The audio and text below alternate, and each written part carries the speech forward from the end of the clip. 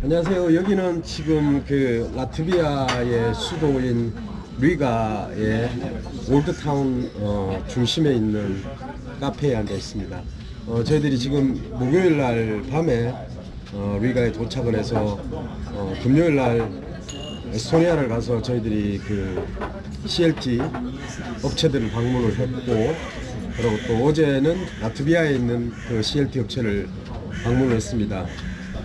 아마 영상 보시면 아시겠지만은 EBS 건축 탐구집에서 그 강릉에 저희들 패시브하우스 시공을 했었고, 거기에 건축주분이신 서원각 과장님, 뭐 지금은 과장님이 아니시지만 그때는 과장님이셨고, 이번에 사실은 그 건축 탐구집에 방송이 나고 난 뒤에, 그리고 뭐 최근에 사실 생생정보통에도 방송이 나가고 난 뒤에 너무 많은 분들이 이 서 과장님한테 연락들을 주셨어요. 근데 뭐 저희들 입장에서는 되게 죄송하고, 그래서 이번에 그 저희들이 CLT 업체를 방문할 때 죄송한 마음과 고마운 마음을 같이 담아서 모시고 왔습니다. 뭐 저희들 주택백화점에서는 앞으로 이 목조주택의 미래가 CLT에 있다고 판단을 하고, 그리고 사실 바쁜 와중에도 그래서 지금 여기까지 출장을 와서 업체 탐방을 하고 있는 중입니다. 과장님, 사실 그 주택 처음에 그 라트비아에서 수입을 한 경우에 그때 사실 그 벽체를 갖다가 아이조이스트로 만들었다는 그 공학 목재로 만들었다는 거에 대해서 메리트를 많이 안 느끼셨습니까? 그런 시스템 자체가 한국에서는 없었으니까 없었죠. 상당히 많은 메리트를 느꼈고 신세계라고 하는 생각을 했습니다. 그렇죠. 그래서 사실 그 서 과장님 댁도 강릉의 패시브하우스도 벽체 두께가 350T인데 그 일반 구조목이 아니라 아이조이스트라는 그 공학 목재가 들어가 있는 거고, 사실 아이조이스트라든지 아니면 LV라든지 이런 것들은 그 되게 초기형 공학 목재고, 지금 이제 CLT라든지 아니면 뭐 글루람 같은 경우에는 글루람은 사실 나온 지 많이 됐지만은 CLT는 현재 뭐 급속하게 대중화되고 보급화되고 있는 상황인데, 결국에는 이제 목조주택에서 저희들이 제일 걱정하는 부분이 화재 부분이라든지 내구성 부분이라든지 이런 부분이지 않습니까? CLT 보시고 느낌이 어떠신가요? CLT 같은 경우에는 1차적으로 환경적으로 상당히 좋았다는 느낌을 가졌고, 또 실제로 그 건물 샘플 건물 지은 그 내부를 들어가 봤을 때는 진짜로 우리가 살만한 곳이다, 자연에서 사는 것 같아, 이런 생각이 들었습니다. 예, 처음에 그 CLT 샘플하우스를 들어가 보시더니만 첫 마디가 와 좋다 이렇게 말씀을 하시는데, 결국에는 그 두 가지 문제로 볼 수 있을 것 같아요. 이제 주택의 안전성, 내구성 문제 이런 문제하고, 그래서 좀 미학적인 부분으로 집이 이제 목재가 다 노출이 되어 있으니까 이게 사실 나무 냄새 살살 풍기고 이 살아가는 환경 자체가 너무 좋지 않습니까? 맞습니다. 예. 사실 서 과장님 댁에도 사실은 목재 노출 부분이 많긴 하지만은 CLT하고는 분명히 느낌이 좀 틀리잖아요. 차이가 많죠. 차이가 많잖아요. 그래서 이게 지금 유럽에서는 사실 오스트리아에서 처음 시작된 게 CLT인데 지금 굉장히 급속도로 대중화되고 있고, 특히 이제 뭐 재작년에 노르웨이에서 24층짜리 건물을 짓고 난 뒤에는 뭐 CLT에 대한 그 이슈들이 엄청나게 퍼져가고 있거든요. 그래서 이게 저희들 생각에는 CLT는 앞으로 대한민국에서도 목조 빌딩을 시공하는데 분명히 사용이 될 거라고 생각을 하고, 또 서 과장님 같은 경우에는 그 건축 인허가를 내주는 공무원 입장이었으니까 앞으로 이 빌딩 같은 거 짓는데 어떻게 생각을 하세요? 그런데 그런 사례가 우리 국내에 지금 없기 때문에 네네. 앞으로 이 관공서에서 그 인허가 과정을 어떻게 받아들일지 그게 제일 걱정스럽고, 또 CLT에 대한 그 구조공학 구조 개선하는 그런 그 엔지니어들도 이제 거기에 대한 또 많은 정보를 캐치하고 또 노력해야 될 것 같아요. 예. 기본적으로 이제 뭐 CLT 업체에서 제공하는 뭐 인장 강도라든지 내화성 부분이라든지 그런 데이터들은 다 나와 있기 때문에, 결국에는 이제 좀 대한민국 건축사 분들 중에서 좀 스마트한 분들이 그런 데이터를 갖다가 잘 집약을 해서 인허가 내는 서류에다가 특히 이제 구조 계산 부분에다가 잘 반영을 하는 게 제일 핵심이 아닐까 싶어요. 그렇습니다. 예. 지금 뭐 현재 뭐 그 미국에서는 39층짜리 주상복합을 짓고 있고, 일본에서는 내년에 이제 80층짜리를 착공을 한다고 얘기하는데 사실 대한민국이라는 나라의 수준에서 아직까지 4, 5층짜리 그 CLT 건물밖에 없다는 게 사실은 저는 개인적으로 되게 수치스러운 일이라고 생각해요. 유럽하고 비교했을 때 지금 엄청나게 뒤쳐져 있잖아요. 뭐 공장도 사실은 제가 어제 블로그에도 그런 거를 썼는데 에스토니아 거기 CLT 가공업체 같은 경우에 가보면은 공장이 어마어마하잖아요. 그래서 서 과장님 보시는데 깜짝깜짝 놀라시면서 사진 찍으시고 하는 거 봤는데 사실은 그런 공장들은 몇백억이 들어가야 되는 공장이기 때문에 사실 저희들 같은 작은 그 건설사들은 할 수가 없는 일이잖아요. 그런 것 같아요. 그래서 이게 사실 국내 대기업에서 목조주택 시장에 진출을 해가지고 사실 작은 건설사들하고 경쟁을 한다는 게 되게 우습지 않습니까? 네, 그런 거는 사실 하지 말아야 되는데 그걸 해서 사실은 대기업들이 해야 되는 일이 바로 그런 일이거든요. 그래서 새로운 그런 공법을 받들여서 대중화시키고 또 대한민국의 다른 기술을 또 확보하는 그런 것도 그렇죠. 상당히 그게 사실 중요하거든요. 대기업의 책무라고 봐야 되는 거잖아요. 근데 그런 것들 안 하고 작은 건설사들이 어떻게 먹고 살아보겠다고 하는 그런 목조주택 시장에 들어와가지고 저희들 입장에서 사실 어떨 때는 되게 고마워요. 왜냐하면은 하도 광고를 많이 해대니까 거기 가서 보고 마음에 안 드는 분들이 되게 오시가 계약을 많이 하시거든요. 예. 그래서 앞으로 이게 결국에는 이 목조 건축이 시대적으로 대세가 될 수밖에 없고 CLT 같은 공학 목재는 대한민국에서도 뭐 나름대로 대세가 될 수밖에 없을 것 같아요. 이 CLT 같은 경우는 우리가 산림조합이나 이런 데서 이제 그런 쪽으로 약간 이제 뭐 비슷한 방법을 내내고 있긴 하지만은 아직까지 그런 CLT의 어떤 개념 자체가 우리가 받아들일 수 없는 그런 상황이 아닌가 생각해요.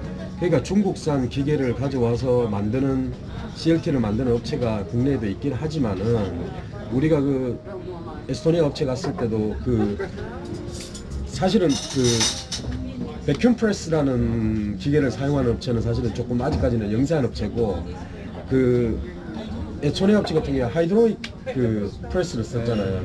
근데 사실 그게 프레스 하는 부분이라든지 걔네들이 쓰는 구조용 접착제라든지 이런 것들이 지금 사실 수작업으로 하는 거라든지 아니면 국내 작업으로 하는 거하고는 차이가 많이 나지 않습니까? 차이가 많고 어제 그렇게 대형 기계였다는 자체를 제가 진짜로 감탄했어요. 근데 그런 게 기계 한 대가 60억, 70억씩 하니까 근데 그런 기계들이 벌써 뭐 6, 7개는 지금 있었잖아요. 그러면 사실 기계값만 해도 3, 400억이라는 얘기인데 사실 뭐 거기에 땅값이 얼마 안 하겠지만은 거기에 인건비하고 세팅비하고 뭐 여러 가지 테크놀로지 관련된 비용들까지 하면은 한 500억은 된다는 얘기 아닙니까? 그렇죠. 우리가 뭐 판단했을 때는 간단하게 할 수 있을 것 같아서 그러했는데 그게 아니라는 것을 예. 물론 이제 작은 규모로 할 수 있는 방법도 있겠지만은 사실 그런 게 이제 대기업들이 해야 되는 책무고 연구 개발에 대해서 투자를 하고 국내에 더 나은 기술을 전파를 하고 대중화시켜야 되는데 이게 아직 경량 목조주택 짓는 걸 갖다가 대기업에서 하고 있으니 이게 사실 기가 막힐 노릇입니다 사실은. 네, 예. 그렇게 생각해요. 예. 그리고 뭐 앞으로 이게 좀 나아가야 된다는 발전해야 된다는 생각이 있는데 이 발전보다는 그냥 있는데 안주하고 그냥 하는 방식대로만 하는 그게 저는 제일 아쉬운 것 같아요. 네. 그래서 유튜브에서도 사실 건축 관련된 전문가들이라든지 유튜브를 하시는 분들이 그 부분에 대해서 사실 여러 가지 비판들을 많이 했지 않습니까? 그 지금 패시브하우스에 사시잖아요. 네. 패시브하우스 살아보시니까 어떠시던가요? 실제로 제가 이번 여름철에 상당히 더웠었습니다. 예, 지금도 뭐 오늘 무슨 12명 죽었다는데. 더웠었는데 제가 벽에다 손을 한 번 대봤어요. 아, 예, 예. 그래서 뭐 전혀 뭐 감촉이 없습니다. 온도 내부 온도하고는 차이가 완전히 차이 나고. 아, 그래서 항상 공기는 시원하다는 느낌을 들고. 그렇죠. 우리 같은 경우는 또 지열 에너지를 이용하니까. 그렇죠. 더구나 또 에어컨하고 이 차이 나는 그런 냉방이나 이런 냉방병 같은 네네. 이런 것도 좀 상당히 또 뭐 안전한 것 같고 편안하다는 그런 생각을 많이 그렇죠. 예. 사실 경량 목구조 패시브 하우스라는 말에 대해서 어떻게 생각하세요? 경량 목구조라고 하는 거는 배시가와서 내가 어떻게 하는 건지 그거에 대해서 단열재 성능이라든가 좀 목재 두께 해봐야 OS 합판 양쪽에 붙이는 것밖에 없는데 그게 어떻게 배시가와서 가능한지 저도 의아스럽습니다. 근데 그렇게 선전하는 업체들이 워낙 많으니까 그죠? 사실 단열재가 140T밖에 안 들어가는데 유럽 같은 경우에는 과장님 댁 같은 경우에는 350T잖아요. 350T에 단열재가 340T 가까이 들어가지 않습니까? 미네랄 울이. 근데 140T 그 글라스울로 넣고 그 경량목구조 패시브하우스라고 말을 쓰는 업체가 있다는 자체가 대한민국 그 주택 그 하는 업체들이나 이런 업체들이 전부 편법밖에 안 쓴다는 얘기예요. 네. 어떻게든 거짓말하고. 네. 네. 근데 이제 과장님이야 사실 주택이나 토목에 대해서 잘 아시니까 쉽게 판단하시고, 제가 사실 라트비아 업체에 그 도면을 보시고 난 뒤에 바로 하시기로 결정을 하셨었잖아요. 그럼 이제 결국 아시니까 그런 건데, 모르는 건축주들은 경량목구조 패시브하우스가 가능하다고 믿는다니까요. 그게 문제인 거죠. 그렇죠. 일반적인 사람들은 그렇게 뭐 기술적인 테크닉을 잘 모르니까 예. 그렇게 또 판단할 수도 있고, 우리가 건설업체에서 그런 거 진실을 얘기해 줘야 되는데 그걸 또 자기들 나름대로 또 과정을 해서 또 소비자들인데 그걸 속여준다고 저는 그렇게 생각합니다. 그게 이제 사실 워낙 편법이 많으니까 그게 이제 제일 심각한 문제 같아요.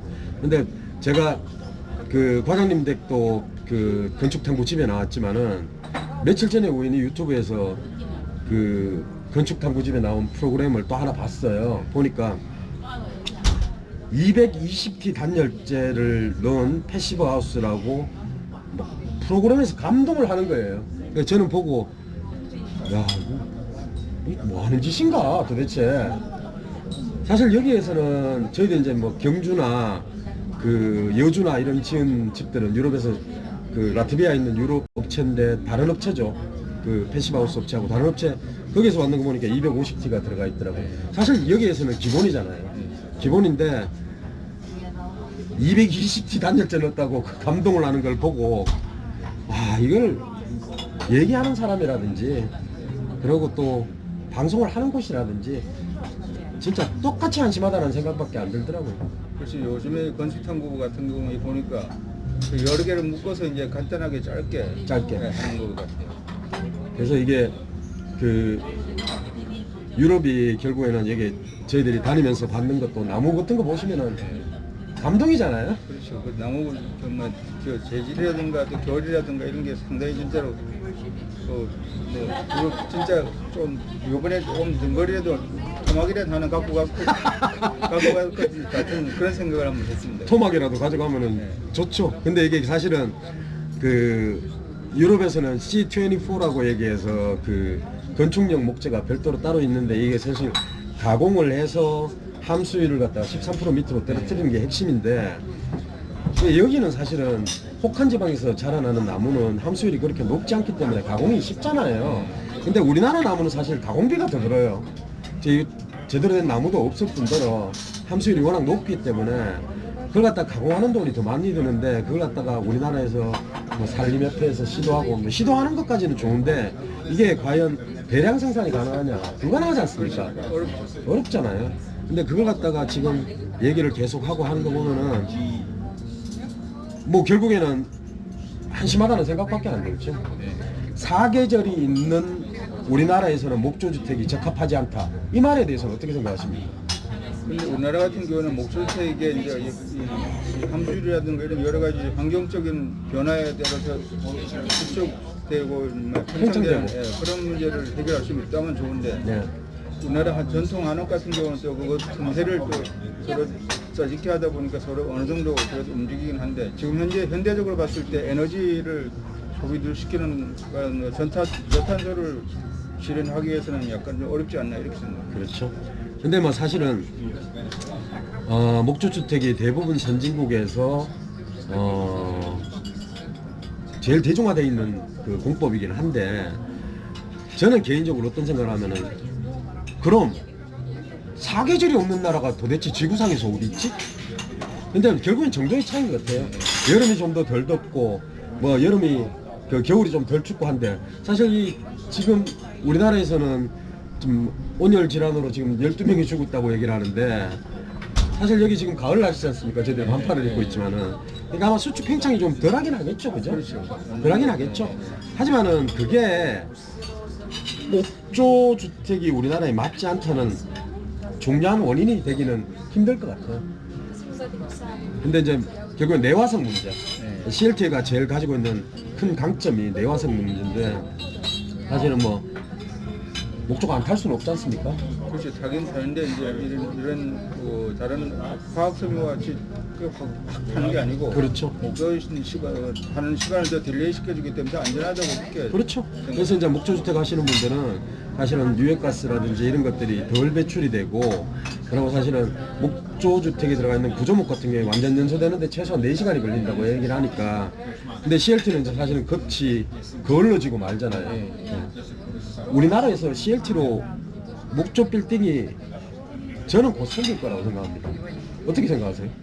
당연히 우리가 이제 오늘 유럽에 온 목적도 이제 단시간에 우리 국내에 그런 걸 보고 하려고 이제 들어왔는데, 앞으로 이런 CLT 시장에서 활성될 거라고 저는 생각하고, 아파트도 아마 주택공사에서도 그런 연구를 하지 않을까 그런 생각을 그렇죠. 현대에서도 연구 개발을 하고 있다고 얘기하고 2030년까지 뭐 LH에서 아파트를 10몇 층짜리를 짓는다 그러는데, 제가 생각해보다는 아마 관보다는 민이 더 빠르지 않을까 싶어요. 그렇죠.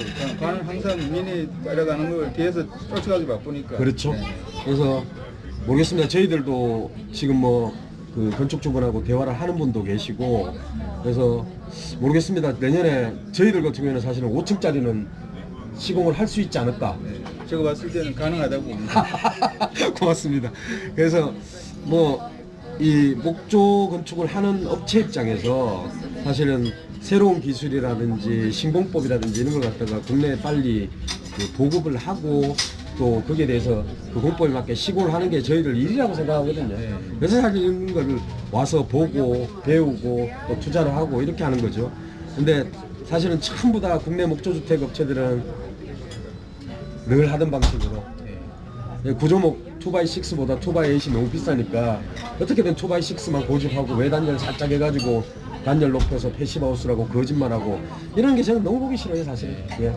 근데 뭐 과장님하고 저하고 인연이 벌써 5년이 넘었으니까, 근데 이제 과장님이 워낙 잘 아시니까 이게 공학 목재가 들어가는 패시브하우스고 미네랄울이 들어갔고 구조적으로 안전하고 내구성이 뛰어나다고 생각을 했는데, 집 지으시고자 하는 건축주분한테 예전의 건축주 입장에서 어떤 집을 지으라고 말씀을 해주신다면 어떻게 말씀을 하시고 싶으세요? 저는 지금이라도 지금 CLT에 대한 건물, 그런 건물을 지으라고 저는 직접 권하고 있습니다. 그래.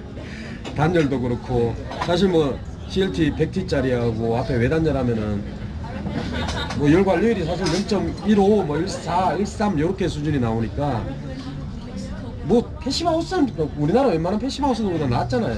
훨씬 더 높고 우리 건강에도 좋고. 그렇죠. 나무 향기 솔솔 풍기는 얼마나 좋아요. 네, 좋습니다. 저도 사실 제 집 그렇게 짓고 싶은 생각이 꿀떡 같으니까.